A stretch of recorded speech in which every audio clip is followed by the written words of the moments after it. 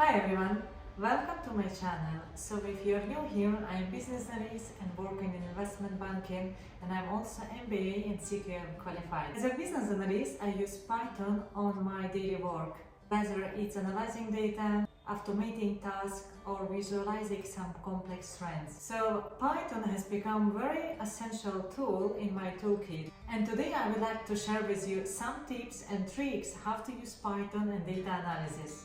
We will be focusing on practical example which involves comparing stock prices and also their correlation. It will be very helpful for you if you're working with financial data. Just a quick note, this video is for the educational purposes. My goal is to help you understand how Python can make your work easier and more efficient. So before we dive into analysis, it's very important firstly to set up our Python environment correctly. And I'm going to walk you through some of the key libraries which we will need to use in order to manipulate the data and visualize our results. First, we need to import the libraries that will help us to manipulate our stock data. Let's see, here we have yFinance.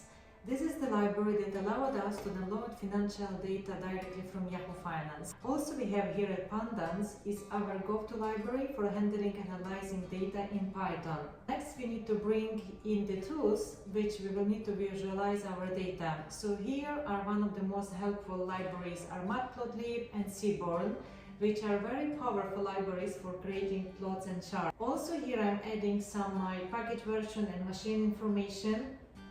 So it's basically always good to have or also to check which are the version of the libraries we're using and document our environment. And here finally, to keep our notebook clean and focused, we can use this function to ignore any warnings that might clutter our output. So this is, of course, tab is optional, but it helps to keep things tidy during development.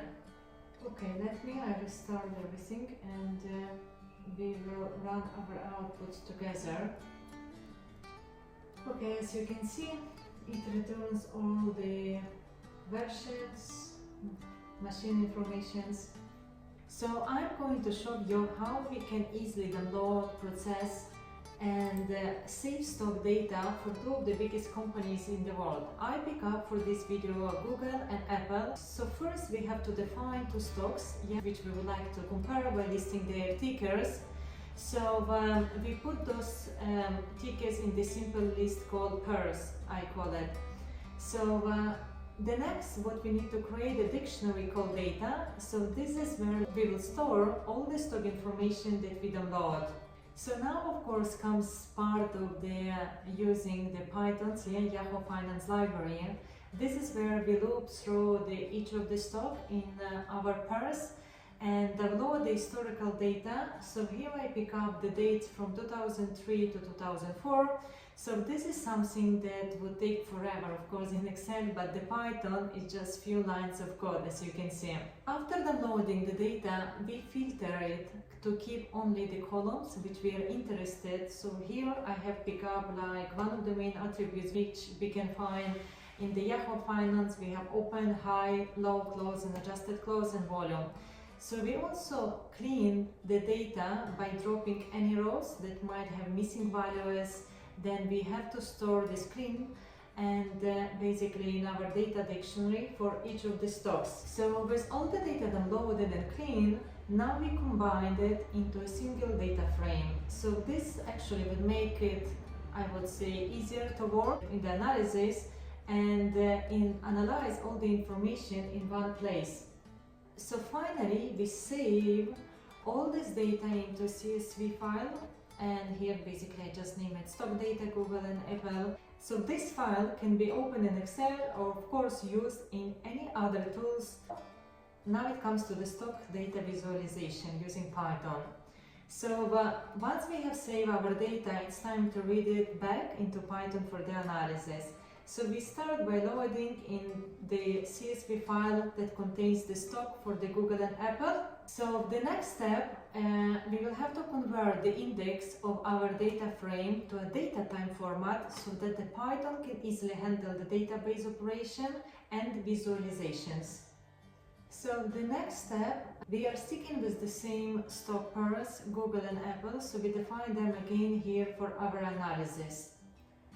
And to make our plots easier to read, we will define specific colors for each of the stocks. Let's say I pick up here blue for Google and red for Apple.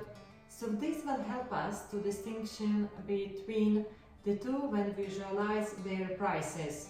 So now comes the fun part. So we will look through each of the pair of stocks and plot their adjusted closest price. So this will give us a visual representation on how those two giants have performed over the time. So as you can see in the blue, we are representing the adjusted close price for the Google and Apple. Also important things to mention here, as you can see for 2004, like from the beginning 2003, 2004, the only prices we can see for the Apple. So why is that? If you remember, I was calling the yFinance to load all the data from 2003, but as you can see, there is no prices for Google for 2003. So the chart is actually explaining the correct data, showing that sometime only from August 2004 the prices for Google were available in yFinance. So now I would like to walk you also through the processes of some tools, how we can find the maximum and minimum adjusted close price for a specific year.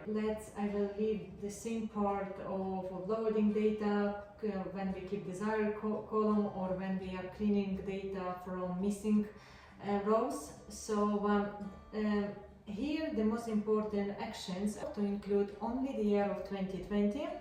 So then we calculate the maximum adjusted close price for that year and print it out for each of the stock. And here I will just do the same for minimum adjusted close price. We just copy, we replace max by minimum. Easy as that. And let's say we will be looking before 2022. Now we can simply amend for any year you want. I don't know, 2003, let's say. Let's move on. So another part here another tips I would like to give you is what the best way to analyze the correlation between stocks prices using Python. So in this section, I'm going to show you how we can use a Python to analyze the relationship between the stock prices for Google and Apple. The same as when we were looking for the minimum and maximum adjusted prices, here it is required, once we have all the stock prices, we will need to combine them into the single data frame. As I mentioned before, it makes easier to perform our analysis as all the data needs to be neatly organized in one place. To make our data frame easier to work with, we will rename the columns using the stock tickers. This to ensure that our analysis and visualization are quite clear. Now for the interesting part, we calculate the correlation matrix. So this matrix will allow us how closely the adjusted close prices of Google and Apple are related to each other. So the value close to 1 will indicate the strong positive correlation, which means that the stock tend to move together. So finally, here we will visualize the correlation matrix using the heat map. So this heat map, it makes easier to see the strength of the correlation between Google and Apple adjusted close price at glance. Also for the CMAP, you can actually replace by using different settings. You can use plasma, you can use inferno, magma. I just added here some of them. So the heat map illustrates the correlation between the adjusted close prices of two stocks from January 2005 and June 2024. As we can see, diagonal value is 1. So the cells from the top left to bottom right represent the correlation of each stock with itself as expected, and the correlation is perfect, indicating that a stock is perfectly correlated with its own price movements.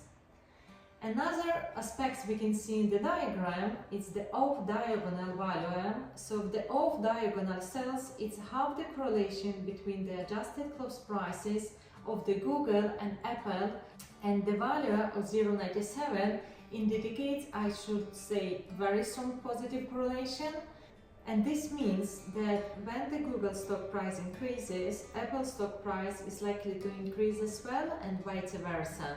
So the correlation of 0.97 suggests that the stocks tend to move in the same direction most of the time, reflected their similar responses to the market condition and investor maybe sentiment. So here we are, we just analyzed the correlation between adjusted close prices of Google and Apple stocks using Python. And as you saw, the Python made this process incredibly efficient, from downloading the data to calculating the correlation and representing the results. And I can assure you that if you will try to do this in Excel, it will be much more longer time consuming compared what we have done in Python, just writing few lines of simple code. So as you can see, Python allows us to automate repetitive tasks, handle large data in easy way, and produce professional quality visualization. And it's no wonder why so many analysts and financial professionals prefer Python over Excel for complex data analysis tasks. I hope you enjoyed the video and found it informative. Thank you for watching me, and see you in the next video.